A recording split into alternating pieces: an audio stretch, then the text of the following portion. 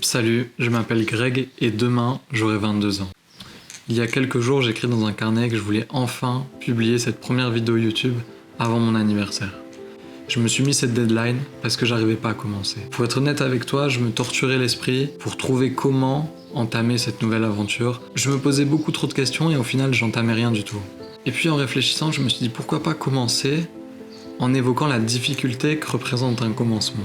Entamer un projet, entamer quelque chose dans sa vie, c'est pas facile.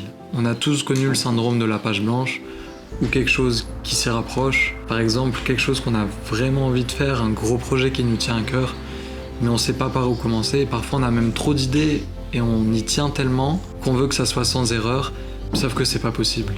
Au bout du compte, on finit par se poser beaucoup trop de questions, par se torturer beaucoup trop l'esprit, et on fait rien de vraiment concret qui ferait avancer et commencer notre projet. Au fur et à mesure de toutes ces réflexions, j'ai appris qu'il valait mieux se concentrer sur trouver le courage de se lancer, d'appréhender le vide qui est en dessous, et surtout le courage d'affronter ses propres erreurs. Parce que oui, s'il y a bien une chose importante que je me force à retenir, c'est qu'il vaut mieux commencer par quelque chose d'imparfait, mais par quelque chose de réel, plutôt que d'imaginer quelque chose qui serait sans erreur, mais seulement dans notre tête. Ce que je veux te dire, c'est pas forcément de ne pas réfléchir et de foncer tête baissée. Forcément, il faut bien prévoir les choses sur papier, il faut bien y réfléchir pour faire quelque chose de qualitatif, pour faire quelque chose dans lequel on pourrait être fier. Mais j'ai envie de te dire qu'il faut pas placer la barre trop haute au début. C'était mon cas et mon erreur.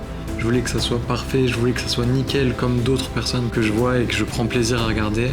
Le plus important, c'est de trouver la confiance en soi pour le faire, même si c'est pas parfait. Chaque chose en son temps, on aura tout le temps pour s'améliorer et affiner ce qu'on a envie de faire pour ensuite augmenter nos attentes encore un peu plus. Aujourd'hui, c'était mon premier plongeon et je suis fier d'avoir quitté ce fichu caillou.